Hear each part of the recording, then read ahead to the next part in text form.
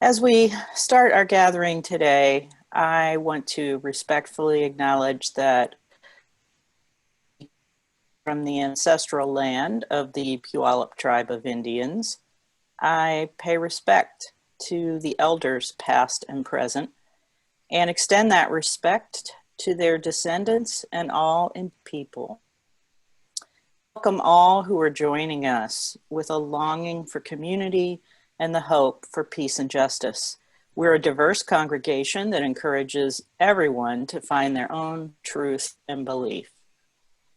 Want to extend a special welcome to new friends and returning friends from near and far away. I invite you all to follow us on Facebook and Twitter. Links to the video version of this service will be posted there this week, as well as on our website. You can find all our program announcements this week in our e-news and listed calendar. Here are some of the highlights for this week. Today at 11:30, children are invited to join Nancy Slocum for Kids Chapel.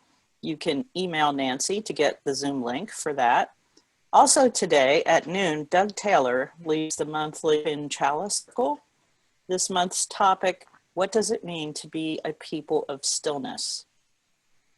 Then Wednesday, the Race Matters discussion group will host the final session in their series, and the topic is white feminism. If you're interested, please register soon. There are materials to read so you can prepare for the session. Next Sunday, December 20th, is our annual pageant, a service that's always one of the most times of the year. Now, if you've been here in the past, you know that we do a pageant without preparation. We cast the rolls Sunday morning and people sort of come in the door. I know David Pettit's a tree for a lot of years. This year, because we're going to do it on Zoom, we need to have a little bit of rehearsal. So if you're interested, that rehearsal is today at 2 o'clock. There are still plenty of roles for all ages available, and most importantly, no acting experience necessary. But you need, so don't go do that right now, but register as soon as you can after the service is over today. You'll find the sign-up link on today's church on our website. Following the worship service next Sunday from 1 to 2:30, Reverend Linda and Nancy will be wearing face masks and shields outside of church, where you can drive by to pick up candles for the annual Christmas Eve service. We'll be on Zoom for Christmas Eve, and service, we invite everyone into the Zoom room to light candles and sing carols by candlelight from our homes. That sounds really beautiful. So if you want an official Christmas Eve candle, you can drive by church next Sunday and they'll be happy to provide you a candle. Or since we are all UUs, you can simply do your own thing, choose to stay home and use any candle that you already have at home. Links for all our programs can be found in the e-news or via the events on our church calendar. So now we come to today. We want to welcome Joe Rettenmeier.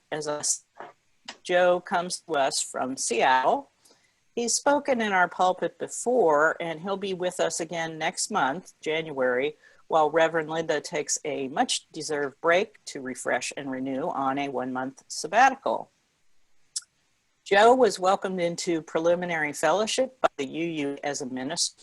He received his Master of Divinity degree from Meadville Lombard Theological School, while completing his ministerial internship at Edmonds UU congregation.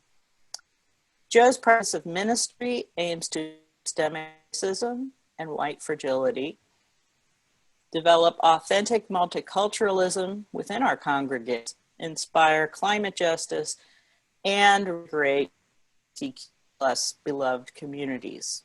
We are delighted to have Joe with us today and look forward to what he does in January. Thank you again to everyone for your ongoing financial support for the congregation, and know that your donations are helping our staff keep our programs going through this. So now let us prepare to gather in worship.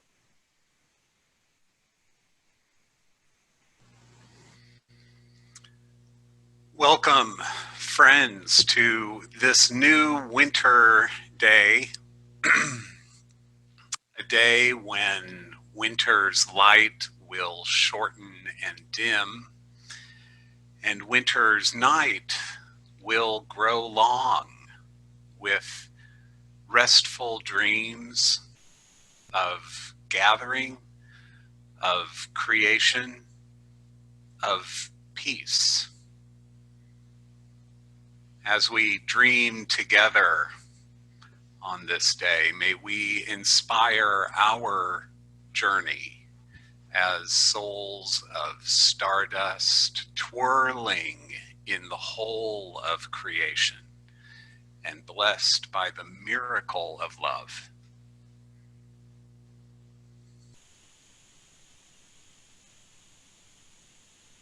Good morning, everybody. This is the disembodied voice of Scott Redman coming to you from Anderson Island. I am not sharing my video because I have bandwidth limits. I hope this means my audio is as crystal clear as we can imagine. We're now going to light our chalice using the words that Reverend Ken Jones brought to us. So please join. We light this chalice in deep respect for the mystery and holiness of life, in honor and gratitude for those who have gone before, with love and compassion for those who dwell among us, and with hope and faith for the generations to come.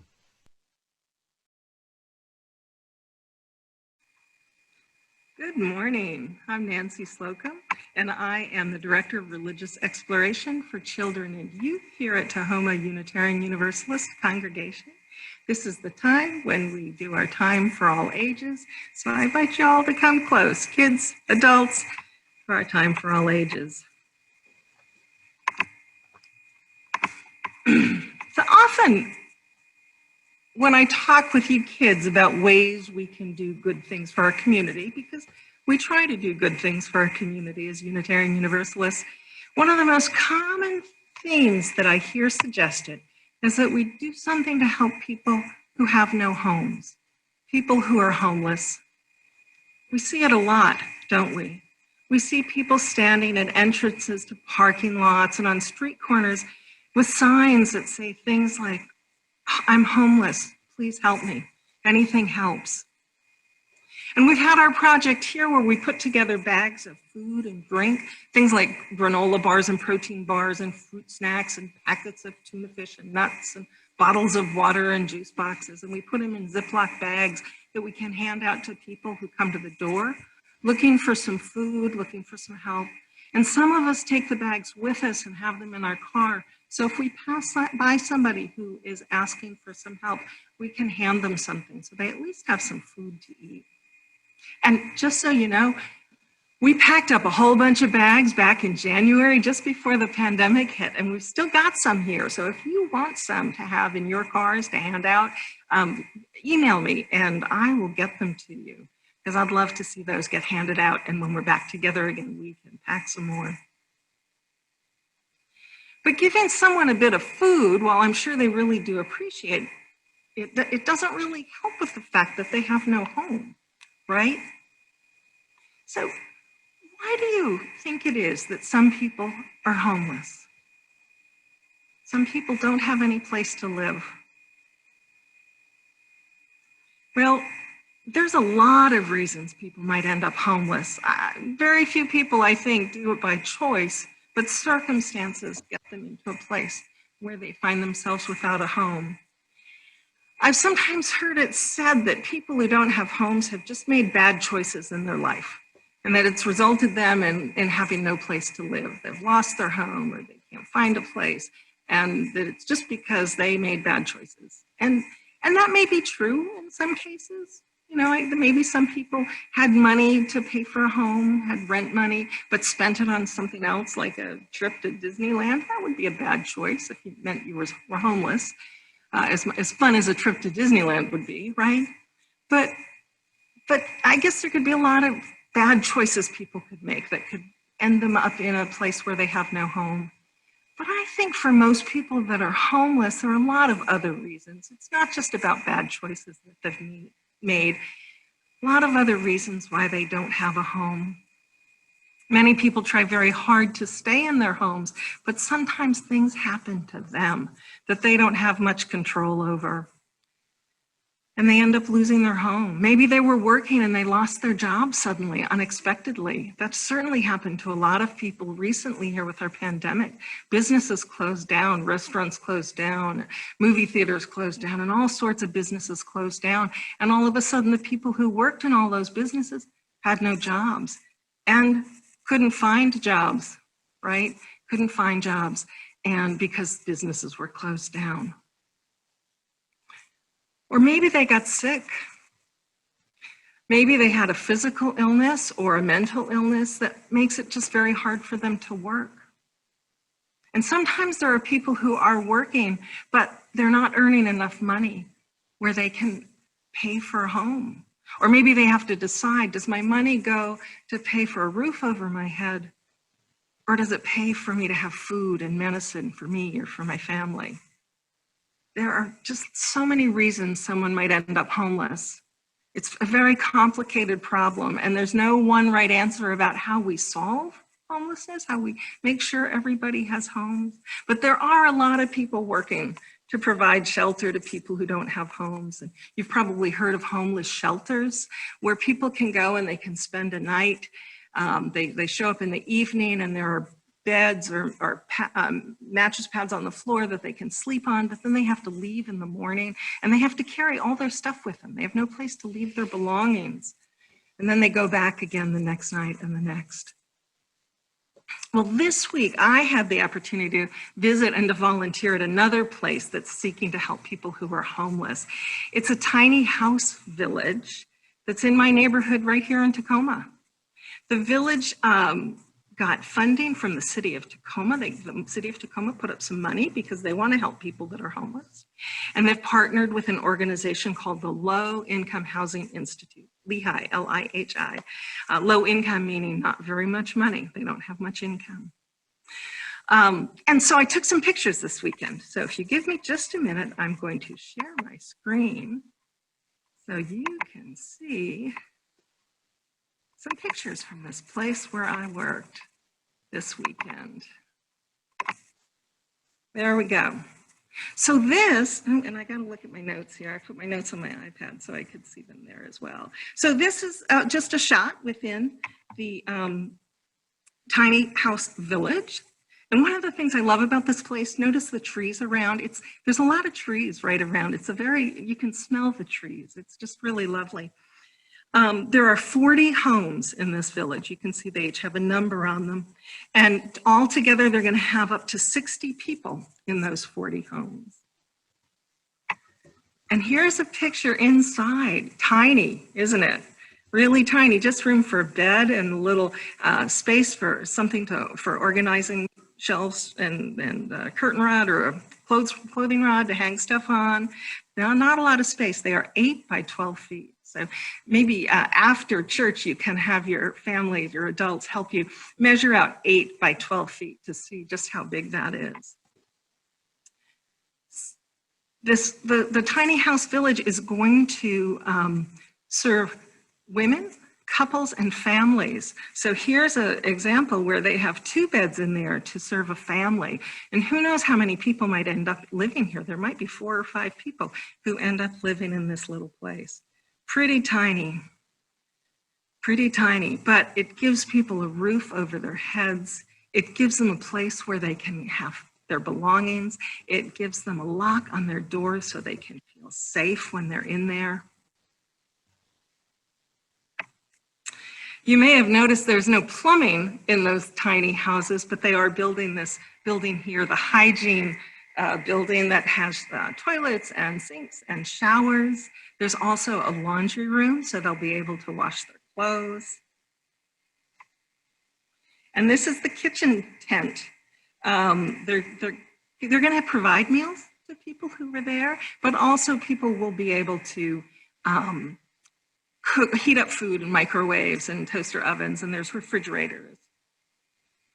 There's also a similar tent that will serve as a gathering space for everybody. So people ask, who built these houses? Well, this was signed on one of the houses that's there. And it says, "Hi neighbors, we volunteered to build a tiny home." And it was signed by the Lee family. I don't know who the Lee family is, but they are people who decided to build a tiny house, and they put this up as they were building it so their neighbors could know what they were doing. Lots of groups got together to build these houses. So one group that I personally know, many of the folks in the group, was from a Unitarian Universalist church up in Shoreline, which is just north of Seattle. And they spent this summer building a tiny home in the parking lot of their church. And I have some pictures here just showing how it went. You can see they're masked, and they worked in small teams, just a few people at a time, so that they could keep proper distance from one another, since we are in the middle of a pandemic. Here they are painting the house. And you can see a child off in the corner there.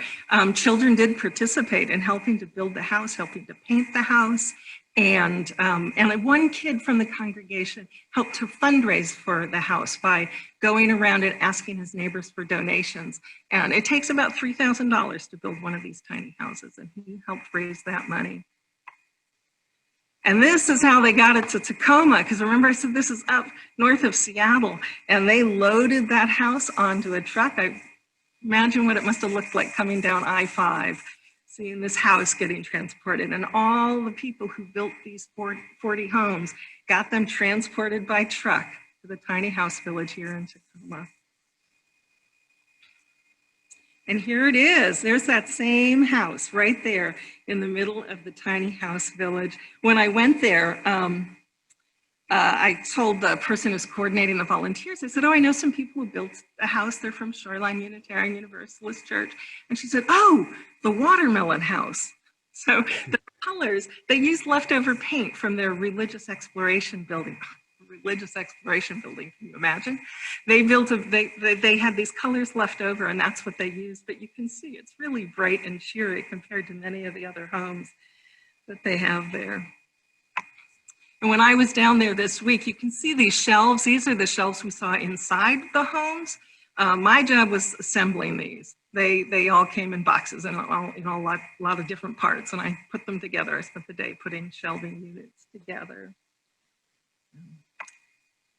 They're just putting the finishing touches on the village, and very soon, this week or next, they expect to have people start moving in. It's meant to be a transitional place for folks. This is not where they're going to live forever, but this gives them a place to land, a place to be where they can have that roof over their head, they can feel safe, where they can get meals and they're taken care of, while they take the next steps that it takes for them to find a permanent home. There are actually staff who will work at the village that will help hook them up with different resources and different programs if they need help finding a job or help getting medical care or help finding a place to live. There are people there who are going to help them do that. There's a lot of different reasons why people are homeless, but these folks will all be creating their own plan to help figure out how they can move out of homelessness and into a home of their own. There are a lot of different projects going on that help people who are homeless. I feel really happy that I got to participate in this one, this project this time. And part of why I like being part of a church congregation is that there's a lot of people doing a lot of good things, helping people who maybe have come up on some bad times and need just a little help to get themselves to a better place. So, thank you for letting me share these pictures with you. That's our time for all ages today. And I will share with you, as I always do, the words that we use when we sing you out of the sanctuary. We hold you in our love as you go, as you go. May your hearts be at peace as you go to nurture the spark of your precious life. We hold you in our love as you go. Thank you.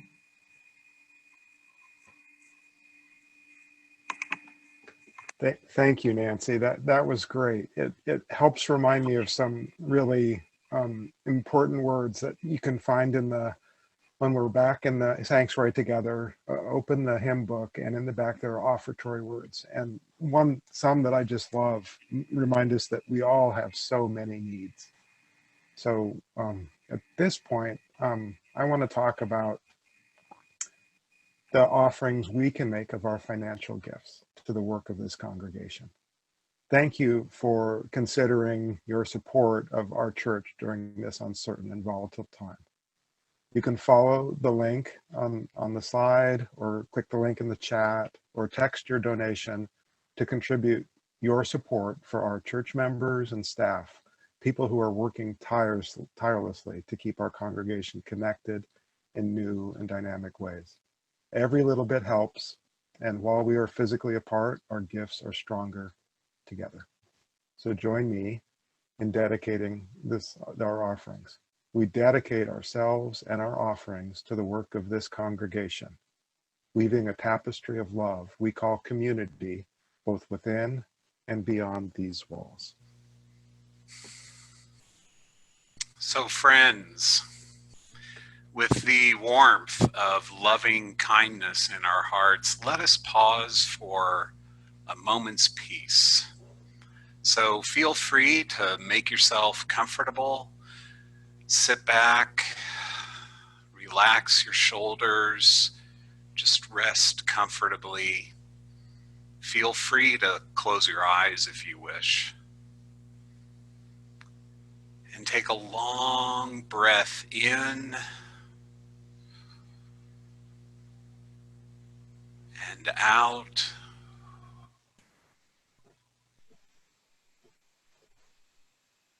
And relax into your natural breathing. I will close this moment with the words, "May it be so," but for now, let us breathe and be together for a moment's peace.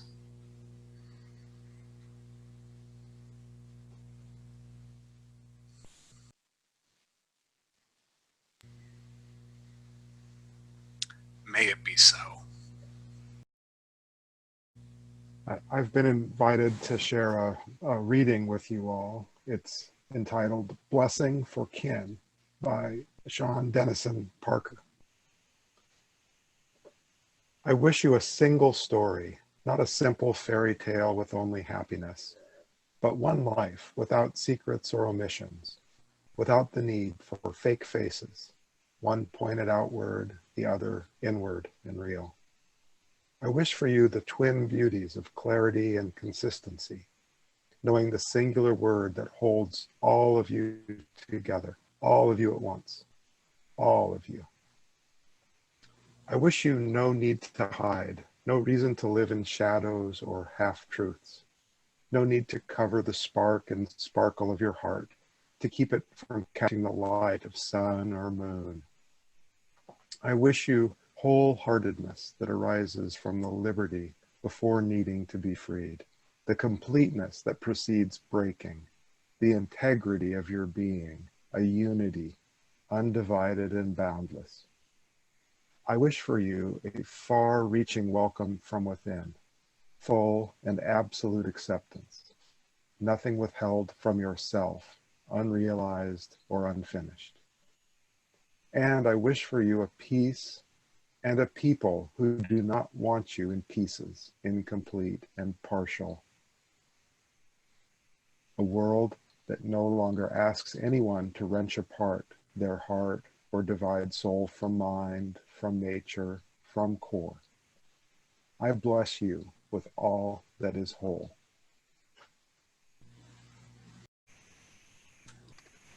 Thank you, Scott.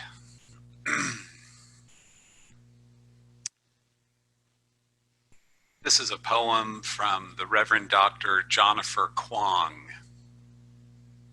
from ally to advocate. Thought I was so smart till I didn't know the answer to why evil exists in the world. Thought I was so enlightened till I discovered comfort in darkness for a while. Thought I was so liberal till my good intentions produced the opposite results. Thought I was colorblind till my eyes began to see differences that should be honored. Thought I was an ally when what was called for was an advocate instead.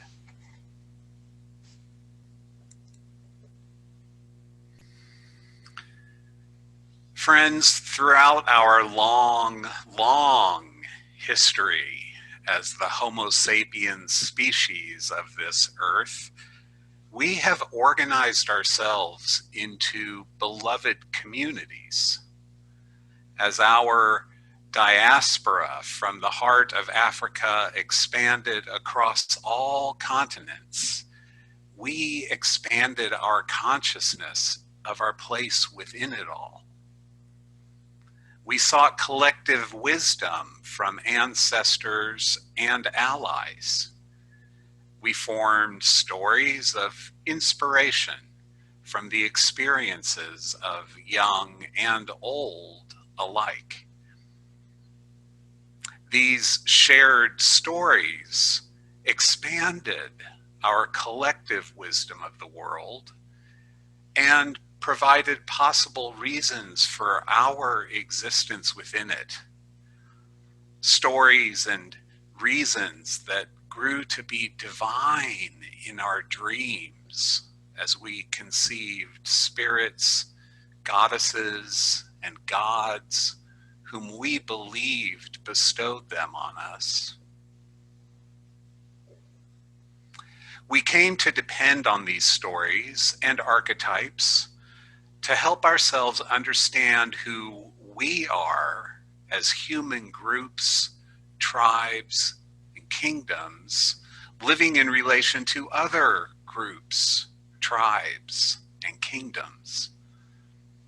But many of our stories also became our longest enduring myths of how one group of people received or achieved supremacy over another. Myths explaining how conflicts or resources, oppressions, and supremacies of a group had been earned and bestowed by the supreme beings of our imagination.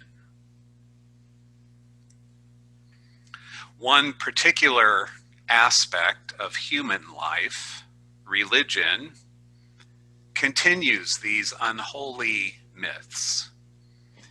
In many faith communities, ancient morality myths persist in upholding false supremacist ideologies, scriptures, and practices. For example, the unholy Abrahamic myth that our species is privileged with God-given dominion over all land, beings, and resources. Today, as a result of just that one myth, the entire earth cries out for survival. This one myth has driven nations to battle and oppress all living things so severely that Earth's sustainability is disintegrating and dying. So how then can our collective yearning for dismantling myths of supremacy transform into the thriving, multicultural, beloved communities that we now seek? Throughout life, that yearning has compelled me to serve leaders of color by following their leads to serve their community's needs, my consciousness can expand beyond the racial and cultural myths of white American culture. Through this spiritual work, I've come to believe that the communal anti-oppression consciousness requires nothing less than a revolution of religion. Again.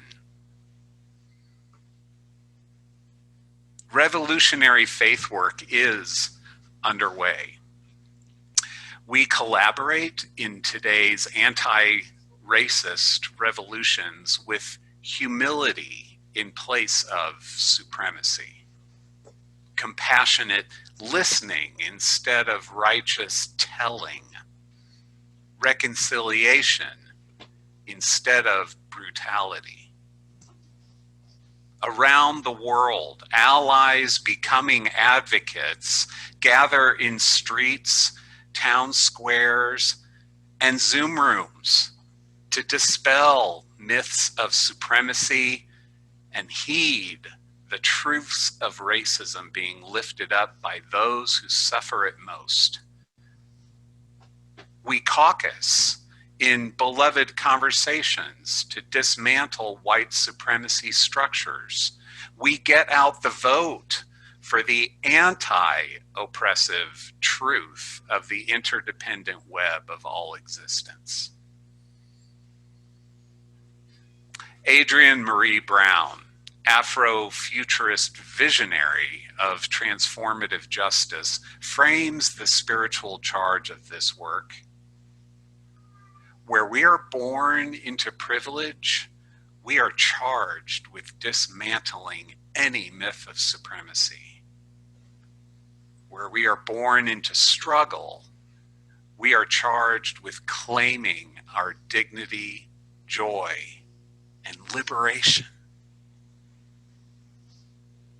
Dismantling myth, claiming liberation. It's a spiritual charge requiring imaginative, courageous, principled experiments in faith.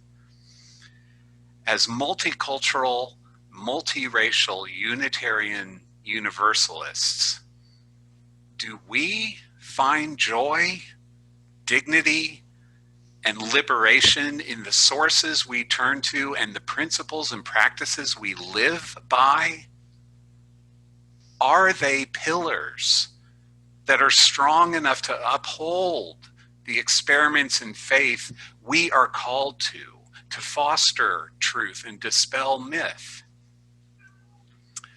They are not the only way, but they are a fruitful one.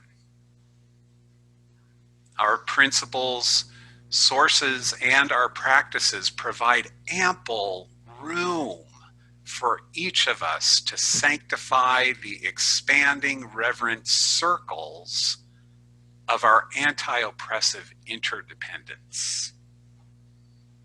They provide us with ample room to sanctify the expanding reverent experiments in multicultural religion, to honor the wisdom of ancestral truth tellers and reimagine the future of equity for all. Our faithful experiments are calling us to dispel oppressive myth by expanding our 7 principles to 8. The 8th principle that Blue, that's Black Lives of UU, is calling for is this: journeying toward spiritual wholeness by working to build a diverse, multicultural, beloved community by our actions that accountably dismantle racism and other oppressions in ourselves and our institutions. Today's UU principles, all 8 of them, can facilitate a liberating truth for tomorrow. thanks to visionary leaders in diverse and revolutionary UU multicultural ministries, Black Lives UU, transgender religious professional UUs together, UU ministries for the earth, allies for racial equity, and others. Our visionary UU organizations can help every soul take action beyond cultural borders and mythical supremacy thinking. Paula Cole Jones, founder of the Eighth Principle and former president of Diverse and Revolutionary UU Multicultural Ministries, offers a resonant theological approach. Jones calls us to live and practice our principled faith, not as a family, a frequently exclusionary metaphor that can perpetuate supremacy, not as a family, but to live and practice as a beloved community of communities. It's a theological approach that's positively revolutionary in its simplicity. The beloved community of communities. Functional, anti-oppressive, humble, beautiful. It's visionaries like Paula Cole Jones and Adrienne Marie Brown who collaboratively shape our spiritually safe, religiously liberating spaces. They and many more truth tellers of color lead and guide the call to widen the circle of this anti-racist, anti-oppressive, multicultural experiment in faith that we call Unitarian Universalism. The path of any faith experiment is long. There will be mistakes and failures. The lessons learned will challenge every soul to practice compassion, humility, apology, reconciliation, reparations, and our principled experiments offer all souls the chance to contribute to the revolutionary consciousness rising today. Our faithful experiments are the chance to joyfully revere Earth's interdependencies and identities. They are the chance to live in full accountability to the wisdom of those most oppressed by myths of supremacy. Our Unitarian Universalist experiments in faith are an essential chance for every soul to collaboratively generate the glorious, beloved community of communities. May it be so. Well, first, thank you, Joe. That was very beautiful, very challenging. So to all of us, I think we should remember what Reverend Linda Hart would ask of us right now. What are our intentions individually? And Doug Taylor says it nicely in the chat, and as a community, what are our intentions to do this challenging work of revolutionizing, transforming that Joe just called us to? So take a moment and look into your heart, and if anything has touched you today, Nancy's story, Joe's homily, think about an intention you can set for yourself for the days and week ahead.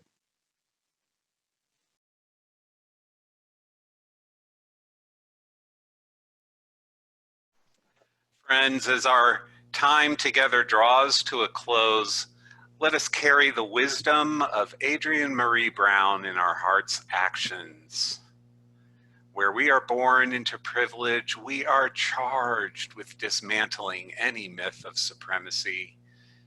Where we are born into struggle, we are charged with claiming our dignity, joy, and liberation.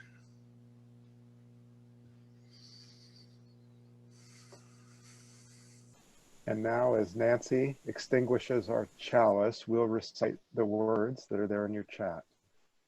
We extinguish this flame, but not the light of truth, the warmth of community, or the fire of commitment. These we carry in our hearts until we are together again. And now we have Paddy Mcphee, I think. Closing blessing song. Thanks, Paddy. From you I receive, to you I give. Together we share, and by this we live. From you I receive, to you I give. Together we share, and by this we live. Thank you all. Feel free to stay here in the chat and interact with one another. I so appreciate this time together. Thank you.